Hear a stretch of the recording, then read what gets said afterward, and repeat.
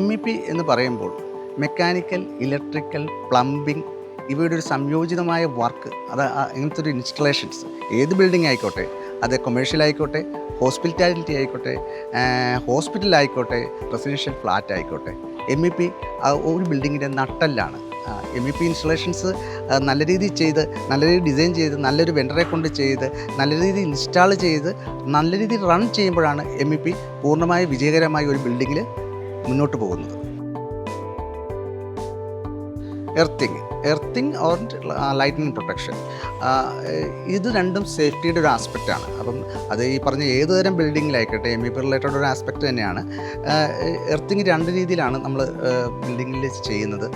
First one, നമ്മുടെ panels അല്ലെങ്കിൽ generator അങ്ങനെയുള്ള എക്യുപ്മെൻറ്റ്സിൻ്റെ എർത്തിങ്. അപ്പം അതിന് നമ്മൾ ഗ്രൗണ്ടിലോട്ട് പ്രോപ്പർ എർത്തിങ് നമ്മുടെ പാനൽസിൽ നിന്ന് നമ്മൾ ചെയ്യുന്നുണ്ട്. ഇത് കൂടാതെ സ്റ്റാറ്റ്യൂട്ടറി ആയിട്ട് തന്നെ വേണ്ടതുമാണ് നമ്മുടെ ബിൽഡിങ്ങിന് ലൈറ്റ്നിങ് അറസ്റ്റർ പ്രൊട്ടക്ഷൻ കൊടുക്കുകയാണ്. അപ്പോൾ ലൈറ്റ്നിങ് അറസ്റ്റർ പ്രൊട്ടക്ഷൻ കൊടുക്കുന്നത് നോർമലി നമ്മുടെ ടോട്ടൽ പാരപ്പറ്റിന് അവിടെ റിങ് ചെയ്ത് അതിന് വേണ്ട കാൽക്കുലേഷൻസ് ഉണ്ട്. ആ കാൽക്കുലേഷൻസ് അനുസരിച്ച് ഡ്രോപ്സ് ഇറക്കി അത് ഏകദേശം ഇതേ കൂട്ട് തന്നെ ഇരിക്കും. ഇത് വന്നിട്ട് നേരെ ഗ്രൗണ്ടിൽ എർത്ത് ഫിറ്റ് ചെയ്ത് പ്രോപ്പറായ രീതിയിലുള്ള ലൈറ്റ്നിങ് പ്രൊട്ടക്ഷൻ എർത്തിങ്ങുമാണ് നമ്മൾ ചെയ്യുന്നത്. കൂടാതെ ഇനിയിപ്പോൾ സേഫ്റ്റി ആസ്പെക്റ്റിലോട്ട് വരുമ്പം ഇതിനകത്ത് നമ്മുടെ പ്രീമിയം പ്രൊജക്റ്റ് അല്ലെങ്കിൽ സിഗ്നേച്ചർ ആയിക്കോട്ടെ, മാഗ്നിഫിഷ്യൻ്റ് ആയിക്കോട്ടെ, അങ്ങനെയുള്ള പ്രൊജക്റ്റുകളിൽ സർജ് പ്രൊട്ടക്ഷൻ ഡിവൈസസ് നമ്മുടെ ഇൻഡിവിജ്വൽ ഫ്ലാറ്റ്സിൽ അതൊരു എക്സ്ട്രാ എൻഹാൻസ്ഡ് സേഫ്റ്റി ആയിട്ട് അബാദ് ചെയ്യുന്നുണ്ട്. ഈ സർജ് പ്രൊട്ടക്ഷൻ ഡിവൈസ് SPD എന്നാണ് പറയുന്നത്. ആ പ്രൊട്ടക്ഷൻ ഡിവൈസസുകൾ നമ്മുടെ ഇൻഡിവിജ്വൽ ഫ്ലാറ്റുകളുടെ DBകളിൽ നമ്മൾ ഇൻസ്റ്റാൾ ചെയ്യുന്നുണ്ട്. അപ്പം അങ്ങനെയുള്ള ഒരു സേഫ്റ്റി വൈസിൽ നമ്മൾ കൂടുതൽ പ്രാധാന്യം നൽകുന്നുണ്ട്. തീർച്ചയായിട്ടും ക്ലയൻസുമായിട്ട് ഒരു ഇൻട്രാക്ഷൻ ലെവൽ അബാദിൻ്റെ MEP ടീമിന് ഉണ്ടാകുന്നതാണ്. ഫസ്റ്റ് ലെവൽ ആ ഇൻട്രാക്ഷനൊക്കെ കസ്റ്റമർ കെയർ ത്രൂ ആണെങ്കിലും ആ ഇൻട്രാക്ഷൻ്റെ ഫലമായിട്ടുള്ള എന്തൊക്കെ കസ്റ്റമൈസേഷൻ വേണം. നോർമലി ഒരു ക്ലയൻറ്റ് ഒരു ഫ്ലാറ്റ് പർച്ചേസ് ചെയ്യുമ്പോൾ അവരുടെ ഇതായ രീതിയിൽ ഇൻറ്റീരിയറുമായിട്ട് ബന്ധപ്പെട്ട പ്ലംബിങ്, ഇലക്ട്രിക്കൽ അങ്ങനെയുള്ള ചേഞ്ചസുകൾ വരാറുണ്ട്. അപ്പം അത് ടെക്നിക്കലി ചെക്ക് ചെയ്ത് അതിനെ എങ്ങനെ ഇംപ്ലിമെൻറ്റ് ചെയ്യാമെന്നുള്ളതാണ് അബാദ് MEP ടീം ഈ ക്ലയൻറ്റ് ലെവൽ ഇൻട്രാക്ഷനിൽ കൂടുതലും ചെയ്യുന്നത്.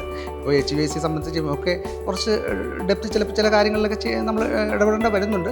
അപ്പോൾ ഡയറക്റ്റ് ക്ലയൻറ്റുമായിട്ട് ഇൻട്രാക്ഷൻ ചെയ്യാനുള്ള സാധ്യതകളുമുണ്ട്. ഹാൻഡിങ് ഓവറിന് ശേഷവും MEP ടീം നമ്മുടെ പൂർണ്ണ സപ്പോർട്ടായിരിക്കും. ഏത് ക്ലയൻ്റ് ആയിക്കോട്ടെ, അവരുടെ കോമൺ ഏരിയ ആയിക്കോട്ടെ, അസോസിയേഷൻ ആയിക്കോട്ടെ, ആ MEP ടീം ഫുൾ സപ്പോർട്ടായിരിക്കും. അവർക്ക് വേണ്ട ഡിസ്കഷനിൽ അഡ്വൈസ് ചെയ്യുക, അവർക്ക് വേണ്ട കാര്യങ്ങൾ ഒരു പ്രൊജക്റ്റിനെ സംബന്ധിച്ചാണെങ്കിൽ ജസ്റ്റ് ഹാൻഡിങ് ഓവർ കഴിഞ്ഞാൽ നമുക്ക് ഇറങ്ങി അങ്ങനെ പോകാനൊന്നും പറ്റില്ല. പല കാര്യങ്ങൾ അതിൻ്റേതായ ഇപ്പോൾ പ്ലാൻസുകളുണ്ട്. ഇപ്പോൾ STP, WTP പ്ലാൻസുകൾ, ഫയർ ഫൈറ്റിംഗ് എക്യുപ്മെൻറ്റ്സ് ഇവയൊക്കെ കമ്മീഷൻ ചെയ്ത് പ്രോപ്പറായ ഇൻസ്റ്റലേഷൻ ആണെന്ന് ഉറപ്പ് വരുത്തി ഈ അസോസിയേഷൻ ഹാൻഡിങ് ഓവർ ചെയ്യുന്നതുമൊക്കെ ഈ MEP ടീമിൻ്റെ ഒരു കടമ തന്നെയാണ്.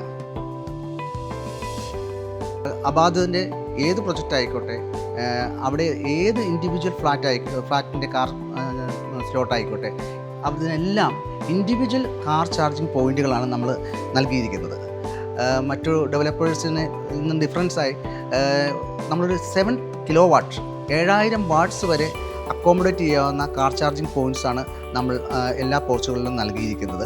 അതിൻ്റെ ഒരു ഗുണം എന്തെന്ന് വെച്ചാൽ ഒരു ഓൺ ബോർഡ് ചാർജർ 3500 തൊട്ട് 4000 വാട്ട്സ് വരെ വരുന്നു. ഒരു 12 മണിക്കൂർ 14 മണിക്കൂർ കൊണ്ട് ചാർജ് ചെയ്യുന്ന ഒരു വെഹിക്കിൾ നമുക്ക് ഒരു 7 kW ഒരു ചാർജർ യൂണിറ്റ് ചെയ്ത് കഴിഞ്ഞാൽ അത് നേരെ പകുതി ടൈമായിട്ട് കുറയ്ക്കുവാൻ സാധിക്കുന്നുണ്ട്. അപ്പം ആ ടൈം ലാഭം എന്നുള്ളത് മാത്രവുമല്ല, ചാർജിങ്ങിൻ്റെ ഡ്യൂറേഷൻ കുറയ്ക്കാനും നമുക്ക് സാധിക്കുന്നുണ്ട്. അപ്പം ഇതിന് ചെയ്യേണ്ടത് എന്താണെന്ന് വെച്ചാൽ നമ്മൾ ഇതിൻ്റെ ട്രാൻസ്ഫോമർ എൻഹാൻസ് ചെയ്തിട്ടുണ്ട്, അതിൻ്റെ കേബിളിംഗ് എൻഹാൻസ് ചെയ്തിട്ടുണ്ട്, സേഫ്റ്റി അതിനുള്ള കൊടുത്തിട്ടുണ്ട്.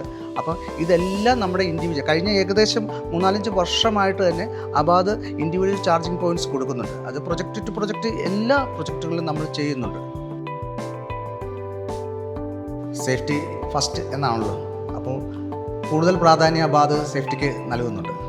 നമ്മുടെ ഏകദേശം എല്ലാ പ്രൊജക്റ്റുകളിലും തന്നെ സ്റ്റാറ്റ്യൂട്ടറി സേഫ്റ്റി, ഇപ്പോൾ ഇലക്ട്രിക്കൽ എർത്തിങ് ആയിക്കോട്ടെ, ഫയർ സേഫ്റ്റി ആയിക്കോട്ടെ, ആ സ്റ്റാറ്റ്യൂട്ടറി സേഫ്റ്റികൾക്ക് അപ്പുറം എന്ത് കൂടുതൽ നമ്മുടെ ക്ലയൻസിന് നൽകാം എന്നുള്ളതിനെ സംബന്ധിച്ച് നമ്മളിപ്പോൾ നോർമൽ ഇപ്പം നമ്മുടെ ഈ ഇൻഡിവിജ്വൽ പാസേജിൽ സ്മോക്ക് ഡിറ്റക്ടേഴ്സ് ആഡ് ചെയ്യുന്നുണ്ട്. ഗ്യാസ് സിസ്റ്റം 3 ലെവൽ സേഫ്റ്റി വരെയാണ് നോർമലി റെസിഡൻഷ്യൽ ഫ്ലാറ്റുകളിലൊക്കെ നൽകുന്നത്.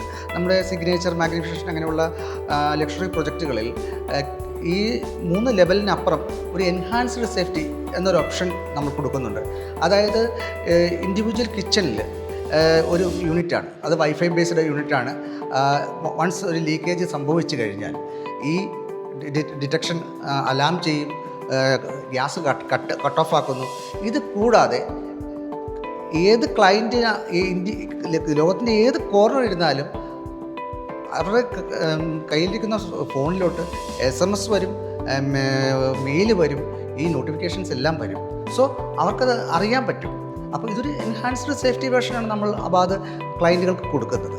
അപ്പോൾ നോർമൽ CCTV ആക്സസ് കൺട്രോൾ അങ്ങനെയുള്ള ഒരു സേഫ്റ്റി അങ്ങനെ കൺവെൻഷണൽ മെത്തേഡ് പോകുന്നതിൽ നിന്ന് വ്യതിചലിച്ച് നമ്മളിങ്ങനെയുള്ള ഇപ്പോൾ നമ്മുടെ CCTV access control, boom barrier, motorised gate അങ്ങനെ ഓപ്ഷനകത്ത് നമ്മുടെ ആക്സസ് കൺട്രോൾ സത്യം പറഞ്ഞാൽ സെൻട്രലൈസ്ഡ് ആക്സസ് കൺട്രോൾ അതാത് ഫ്ലാറ്റിൽ നിന്ന് തന്നെ ഓപ്പറേറ്റ് ചെയ്യാമെന്നുള്ള. ഇപ്പോൾ ഒരു വിസിറ്റർ വരുവാണ്, ഗാർഡ് യൂണിറ്റ് ഉണ്ട്, ഗാർഡിൻ്റെ അവിടെ വന്നിട്ട് എനിക്ക് ഇന്ന ഫ്ലാറ്റിലോട്ട് പോകണം എന്ന് പറഞ്ഞു കഴിഞ്ഞാൽ അവിടെ നിന്ന് തന്നെ വിളിച്ചു കഴിഞ്ഞാൽ ക്ലയൻറ്റിന് അവരുടെ ഇൻഡിവിജ്വൽ വീഡിയോ ഡോർ ഫോണിൽ നിന്ന് ആക്സസ് കൊടുക്കാം.